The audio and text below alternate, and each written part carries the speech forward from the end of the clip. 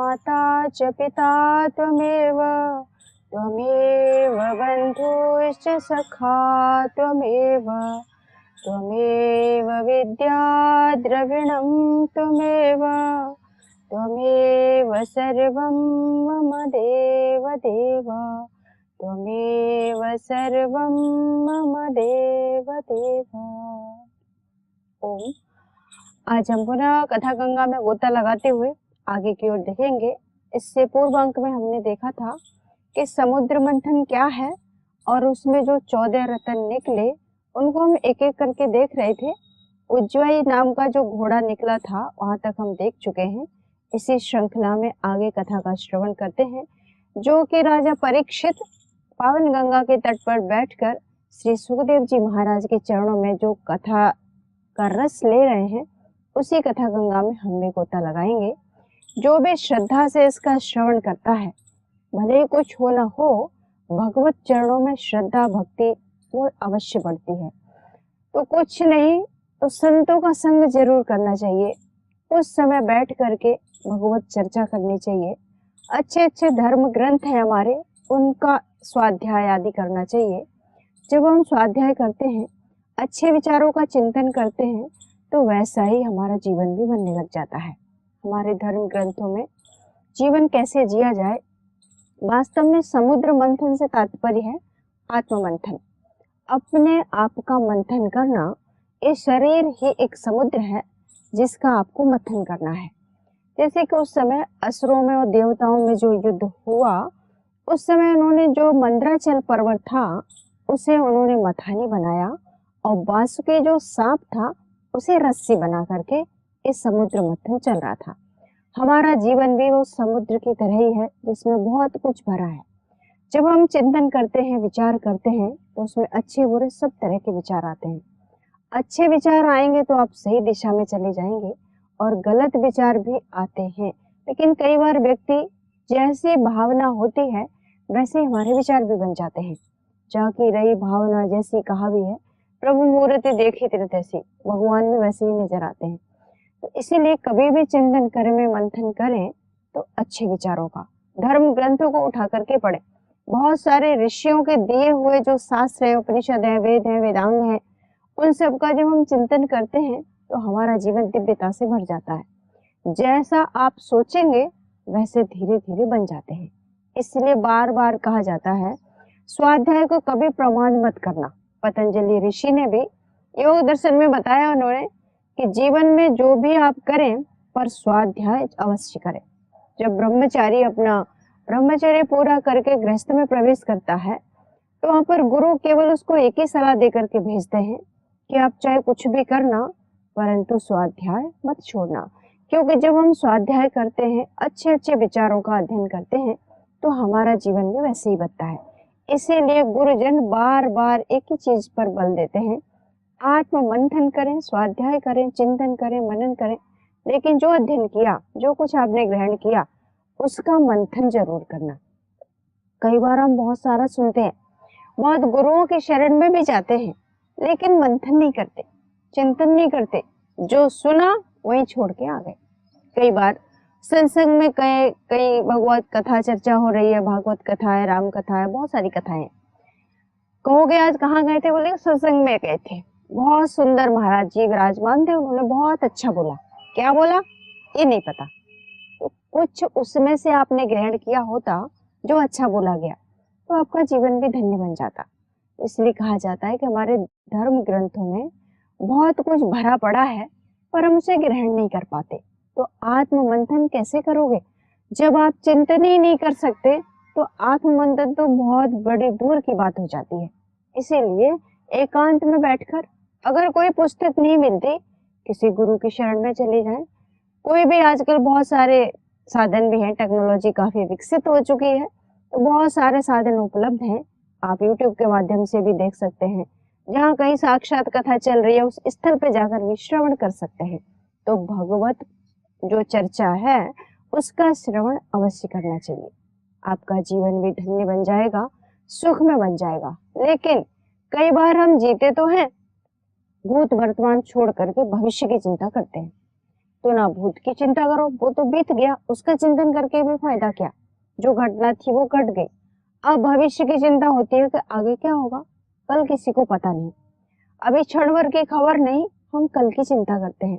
खबर नहीं पल की, तो बात करे कल की। तो कल की नहीं, वर्तमान में जियो। वर्तमान में जो जीता है वो सदा प्रसन्न रहता है। कई बार आपने देखा होगा, संत महात्माओं या गुरुजनों के चरणों में आप जाते हैं, तो वहां जाकर देखोगे उनके आसपास जो हो रहा होता है, जो प्रसन्नता का वातावरण होता है, वो अलग ही होता है। जाते ही वहां पर वो वाइब्रेशन जो है आपको छूते हैं, टच करते हैं। क्यों? क्योंकि ऋषि या संत महात्मागण जो होते हैं वो वर्तमान में जीते हैं और अपना हर पल मंथन और चिंतन करते हैं। ऐसे एक सच्ची घटना है, एक शिष्य थे, जंगलों में गुरु की शरण में रहे, काफी समय ज्ञान अर्जित किया उन्होंने, लेकिन कुछ समय पश्चात उनको लगा कि अब मुझे ध्यान साधना के लिए आगे बढ़ना चाहिए। तो गुरु के आश्रम में तो है, लेकिन ध्यान नहीं हो पा रहा। तो वो छोड़ करके कुछ समय गुरु आज्ञा से जंगलों में जाते हैं, वहाँ ध्यान भजन किए, परमात्मा का खूब अध्ययन करते, चिंतन करते, एकांत में रहते, साधना अच्छी चल रही थी। लेकिन जिस जंगल में वो रहते थे, पास में एक गांव था। लोगों को पता था कि इस जंगल में बहुत खतरनाक प्राणी भी है और वो कभी भी आ सकते हैं, किसी को भी हानि पहुंचा सकते हैं। लेकिन जब वो भक्त भगवान का जाकर के आराधना, संध्या, उपासना करता, लोग वहां जाते भी थे, लेकिन उतनी श्रद्धा नहीं थी। अब जनता तो जनता है, कोई चमत्कार चाहिए कुछ आकर्षित करने के लिए, पर वो उस भावना से नहीं करते थे। एक दिन वहां पर एक टाइगर आया और उनकी कुटिया में जाकर घुस गया। अब लोग बड़े भयभीत कि आज तो महात्मा बचेंगे ही नहीं, आज इनका राम नाम सत्य है। तो काफी देर के बाद वो वहां से निकला, तब लोगों को लगा कि अब तो ये जा चुके होंगे। जब वहां से वो चला गया, काफी दूर गया होगा, उसके बाद लोग वहां जाकर देखते हैं तो वो अपनी साधना में लीन है। जिस स्थिति में थे उसी में वही सौम्यता, वही प्रसन्नता और भगवत चिंतन में मग्न थे। तो कहने का मतलब है कि जब आप आत्मचिंतन करते हैं, आत्म मंथन वास्तव में करते हैं और भगवत चरणों में आपका चित्त लगा हुआ है, तो कितने खतरनाक प्राणी क्यों ना हो, चाहे वो जानवर हो चाहे इंसान हो, आपका कोई कुछ नहीं बिगाड़ सकता, जैसे कि वो साधक के साथ हुआ।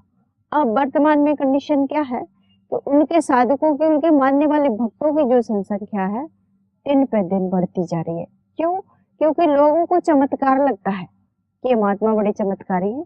ऐसा कुछ नहीं, जब आप परमात्मा का चिंतन करते हैं तो आपके अंदर भी वो सारी दिव्य शक्तियां हैं जो उनके अंदर थी, उन्होंने उसे जागृत कर लिया, आपकी सुप्त अवस्था में पड़ी हुई है।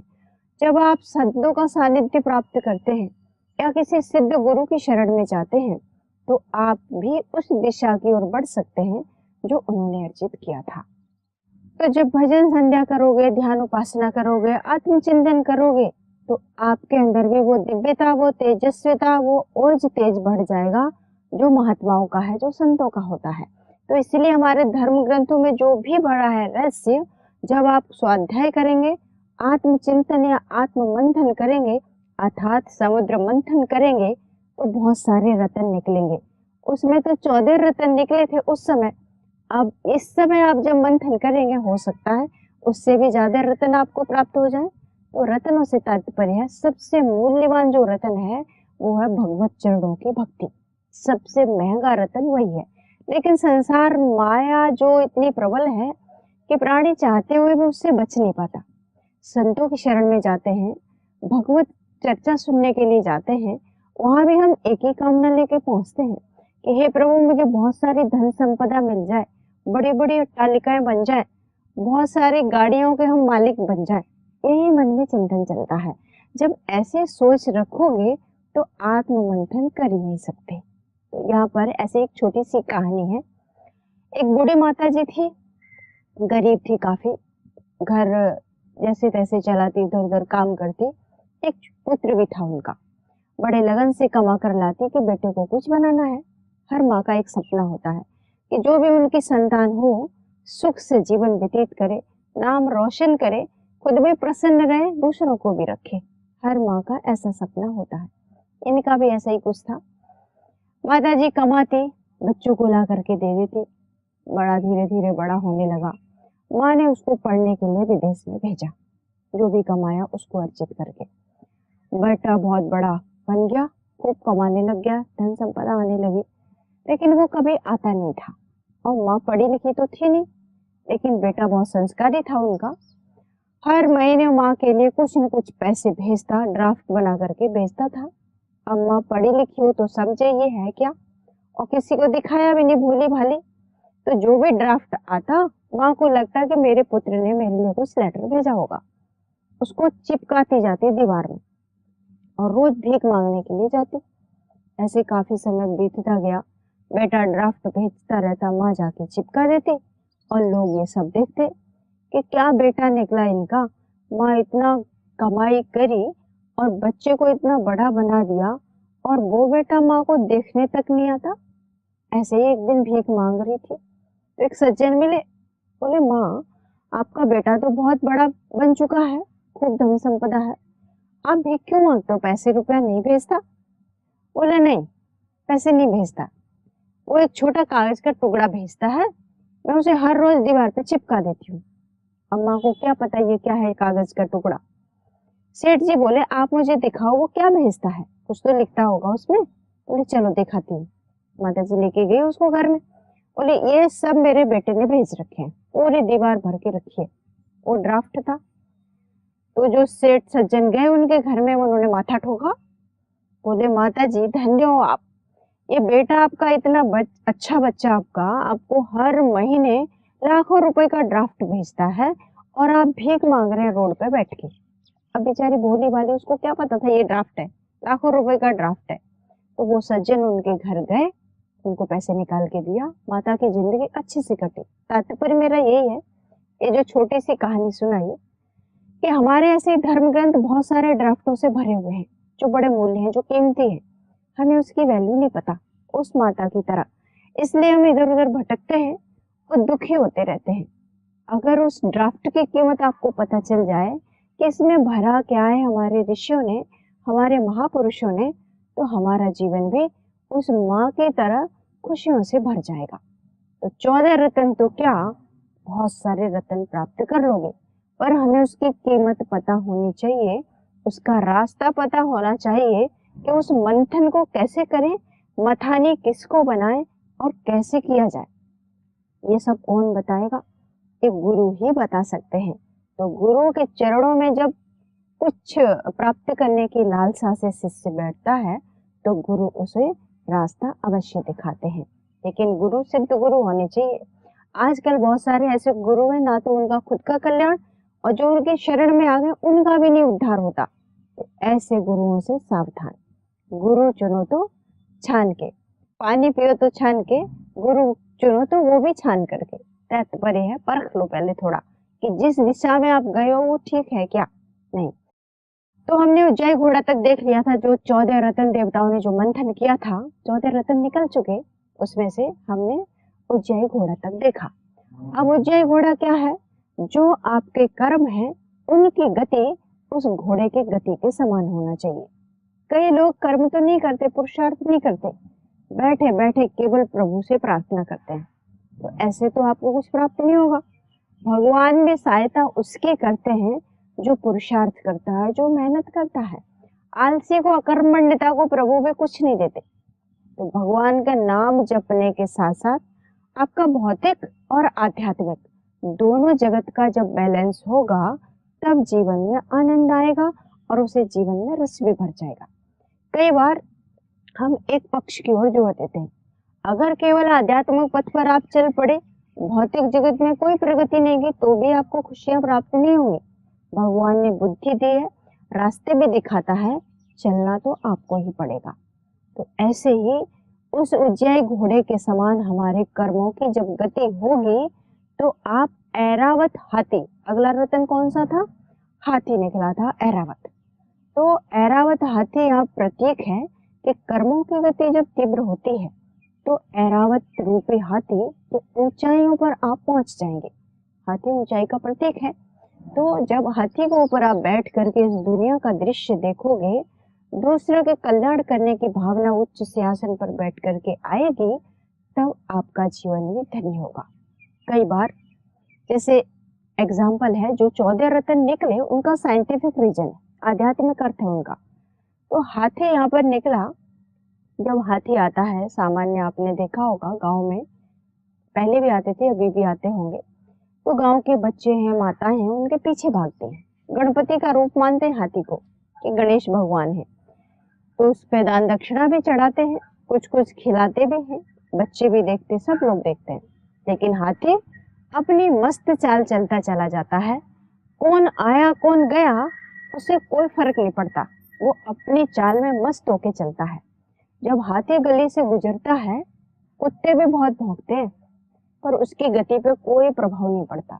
ऐसे ही जब आप संसार में आगे बढ़ेंगे, कुछ प्राप्त करने की लालसा मन में होगी और लक्ष्य की ओर जब आप गति करते हैं, सफलता भी मिलती है। तो ऐसे ही लोग, जैसे हाथी मस्त होके चलता है तो कुत्ते पीछे से भौंकते हैं, ऐसे ही आप जब लक्ष्य के लिए बढ़ोगे आगे, तो बहुत सारे कुत्ते रूपी स्वभाव वाले जो लोग हैं, वो पीछे से वार आपके ऊपर अवश्य करेंगे। तो आपको अपनी चाल में कोई परिवर्तन नहीं करना, उस हाथी ऐरावत की तरह मस्त चाल होकर के आगे बढ़ना है। तो जब आगे आप बढ़ेंगे तो यश भी मिलेगा, ख्याति भी बढ़ेगी आपकी। जब ख्याति बढ़ेगी, ऊंचाइयों को बुलंदियों पर आप बैठ जाएंगे, दूसरे के कल्याण की भावना मन में होगी, तो प्रसिद्धि दूर दूर तक फैल जाती है। तो कौस्तिक, अगला जो हमारा रतन निकला था, कौस्तिक मणि था। तो जब ऊंचाई पर व्यक्ति पहुंचता है और फिर दूसरे के हित की भावना जिसके मन में होती है, तो कौस्तिक मणि रूपी जो मुकुट है, वो आपके मस्तिष्क पर विराजमान होगा। और जब मस्तिष्क पर विराजमान मुकुट होगा, यानी ख्याति बढ़ेगी, धन संपदा खूब आने लगेगी, पर परहित की भावना अगर मन में नहीं आई, तो आप जो धन आज आपके पास है, कल वो धराशायी भी हो सकता है। छोटी सी एक कहानी है इस पे भी। दो मित्र थे, एक धनी था, एक बहुत गरीब था। लेकिन जो गरीबी में, जो अभाव में जीता है, वो उस धन की कीमत को समझता है। लेकिन जिसने उसके धन की कीमत को समझा नहीं, पहले से ही सुख सुविधाओं में जिसने जीवन को जिया है, वो गरीबी या अभाव क्या होता है उसको वो नहीं पहचान पाएगा। तो ऐसे ही दो मित्र थे, एक अमीर और एक गरीब। दोनों एक ही स्कूल में पढ़ते। उस स्कूल का नियम था कि जिसके अंक ज्यादा होंगे उसको वहां पर एडमिशन होगा, दाखिला मिलेगा उसको। दोनों अंक बराबर लेके आते, पढ़ते भी, और दोनों का एडमिशन एक स्कूल में हो गया। लेकिन जो अमीर था वो अपनी दौलत का दिखावा तो उसको करना ही था, क्योंकि खुद तो कमाया नहीं। पिताजी की दौलत पर उछलना थोड़ा सरल होता है, जब खुद कमा करके व्यक्ति उसे उड़ाएगा, उसमें और पिता के द्वारा दी गई जो धन संपदा है उसमें बहुत फर्क होता है। तो ऐसे ये कुछ करता तो था नहीं, पढ़ता और पिताजी जो भी कमाते उसको खूब उड़ाता। लेकिन जो गरीब था, उसके मन में हमेशा एक ही चिंतन चलता रहता कि मैं कैसे इस घर को ठीक करूं, अपने घर की जिम्मेदारी भी होती है। तो वो खूब अच्छे से पढ़ता गया, पढ़ता रहा, एक दिन बड़ा व्यक्ति बना, कई कंपनियों का मालिक बन गया। यानी जब आप पुरुषार्थ करेंगे तो आप प्रगति के पथ पर एक दिन जरूर पहुंच जाएंगे। आप अपने भाग्य को स्वयं बदल सकते हैं। लेकिन जो पिताजी की दौलत पर ऐश करता है, वो एक दिन दुखी पाता है, जैसे इसके साथ हुआ। उसका मित्र तो बड़ा धनी बन गया, कई फैक्ट्रियों का मालिक बना, लेकिन ये धीरे धीरे पिता के द्वारा जो संपदा कमाई गई थी उसको उड़ाता रहा, वो खर्च हो गई और एक दिन रोड पर आकर बैठ गया। जो कभी अमीर था और जो कभी गरीब था, वो अमीर बन गया। तो एक दिन वो अपनी फैक्ट्री के लिए निकल रहा था, उसने देखा ये तो मेरा दोस्त लग रहा है जो कभी अमीर था, लेकिन ये ऐसे कैसे हो सकता है। उसे विश्वास नहीं हुआ, उसके पास पहुंचा, बोला आपकी ये दशा कैसे हुई। बोलता है कि पिताजी ने जो कमाया था वो मैंने सब उड़ा दिया, अब मेरे पास कुछ भी नहीं है। तो कहने का मतलब ये है कि कभी भी दौलत के नशे में आकर के अपनी जो औकात थी वो व्यक्ति को नहीं भूलना चाहिए। तो यहाँ पर जब कौस्तुभ मणि का मुकुट आपके सिर पर विराजमान हो, तो आप अपनी उस पहले की स्थिति को जरूर याद रखना जो पहले थी। जब अपने भूत को याद रखता है व्यक्ति, तो वर्तमान उसका अच्छा होता है। अगला रतन था, जब कौस्तुभ मणि आएगी तो रंभा नाम की जो अप्सरा थी, फिर वो अगला रतन निकला। यानी वासनाएं जो हैं वो आपको अपनी ओर खींचेंगी।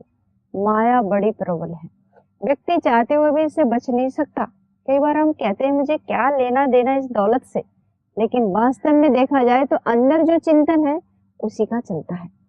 मंदिर में भी आप जाते हैं या किसी सत्संग में गुरु की शरण में गए हैं, संतों के सानिध्य में जाकर भी बैठते हो, तो आपके मन में एक ही लालसा चलती है, वो है अधिक से अधिक धन संपदा कमाने की। ये होना भी चाहिए, लेकिन परम लक्ष्य तो भगवान के चरणों की भक्ति है। उसको शायद ही कोई पूछता होगा। संतों की शरण में जाकर के उनसे ज्ञान की बात पूछनी चाहिए। हमारा जीवन वास्तव में किस लिए हुआ ये जन्म, इसके विषय में पूछना चाहिए। जीवन का परम लक्ष्य क्या है, ऐसे प्रश्न करना चाहिए। लेकिन हम वहां जाकर क्या पूछते हैं, मेरे बेटे की नौकरी कब लगेगी, मेरी पुत्री की शादी किस घर में होगी, कैसे होगी, कब होगी। ये फालतू के प्रश्न हम पूछते हैं। जो आपका कर्तव्य कर्म है वो तो आपको करना ही पड़ेगा, लेकिन जब गुरुओं की शरण में जाओ तो इस तरह के प्रश्न कभी मत पूछो। तो ये जो रंभा नाम की अप्सरा निकली समुद्र मंथन में, ये अप्सरा ही भोग वासनाएं हैं जो आपको उस लक्ष्य की ओर बढ़ने से बाधा डालती है। उसके बाद जब आप इस पर भी विजय प्राप्त कर लेते हो, वासनाओं पर, भोगों पर, तब माँ लक्ष्मी का आगमन होता है। लक्ष्मी मैया प्रकट होती है, धन दौलत संपदा आपके पास आने लग जाती है। लक्ष्मी माँ निकली, उसके बाद फिर वारुणी यानी शराब यानी दौलत का नशा, जैसे कि हम पहले अभी कहानी बोल रहे थे, उसमें जब दौलत का नशा होता है व्यक्ति को, तो क्या अच्छा है क्या बुरा है ये भी बात या चिंतन मनन करना भूल जाता है। दौलत के नशे में जब भूल होती है, फिर अंत में उसका परिणाम जो होता है वो भयानक होता है। तो जैसे कि इनके साथ हुआ, जब भी दौलत आपके पास आए तो आप उतने ही विनम्र, उतने ही सरल, उतने ही सौम्य बन जाना, तो आपका जीवन शिखर की ऊंचाइयों को प्राप्त कर लेगा। 14 रत्न नहीं, बहुत सारे रत्न प्राप्त होंगे। बहुत सारे सदगुरुओं को भी आपने देखा होगा, जो जितना विनम्र होता है लोग उतना अधिक पसंद करते हैं। सहजता को पसंद करते हैं दुनिया, दिखावे को नहीं। दिखावा जैसे कि कोई माता बहुत मेकअप आदि करते हैं, कुछ लीपा पोती भी करते हैं, तो क्या होगा, पसीना आया या पानी पड़ा तो वो धुल गया, लेकिन जो नेचुरल ब्यूटी है उसे कोई नहीं मिटा सकता। ऐसे ही आपके स्वभाव की जो सरलता है, जो आपके व्यवहार की विनम्रता है, उससे कोई ताकत है कि दुनिया में आपको परास्त कर ले। तो कभी जितनी भी ऊंचाइयां आप पकड़ो उतनी ही झुक जाना। देखा होगा, तेज तूफान आता है या हवा के बहुत तीव्र झोंके जब आते हैं, दो तरह के पेड़ होते हैं, तो लचीले होते हैं और एक टाइट होकर के जमीन में गड़े होते हैं। तो जो लचीले पेड़ होते हैं उन्हें कितना ही भयानक तूफान क्यों ना आ जाए, उखाड़ नहीं सकता। उन्हें हिला तो सकता है, कहीं किधर भी मोड़ सकता है, पेड़ की जड़ से नहीं उखाड़ सकता। लेकिन बहुत जड़ जो अकड़े हुए पौधे खड़े होते हैं, एक हवा का झोंका आया तेज गति से तो वो धराशायी हो जाएगा। लेकिन जो लचीले पौधे होते हैं उन्हें उखाड़ नहीं सकता, झुका सकता है। तो ऐसे ही जब ऊंचाइयां आपको छूने लग जाएं, तो आप उतने ही सरल हो जाना, उतने ही विनम्र हो जाना। उसके बाद क्या होगा, पारिजात नाम का वृक्ष निकला। पारिजात आपके कर्मों की जो खुशबू चारों तरफ फैले, जैसे पारिजात वृक्ष जो होता है उसके पुष्प की जो सुगंध है बहुत दूर तक फैलती है। ऐसे ही जब व्यक्ति अच्छे कर्म करे या बुरा, उसके सुगंध जरूर फैलेगी। अच्छा किया है वो भी फैलेगा और बुरा किया है वो भी फैलेगा। चॉइस आपकी है कि आप क्या कर रहे हैं। तो पारिजात नाम का जो वृक्ष है, ऐसे ही आपके कर्मों की सुगंध दूर दूर तक जाए, ऐसे कर्म सदा करना। इसी के साथ मैं वाणी को विराम देती हूँ। अगले अंक में देखेंगे और क्या रत्न निकले। ओम शांति शांति शांति। ओम श्री परमात्मने नमः।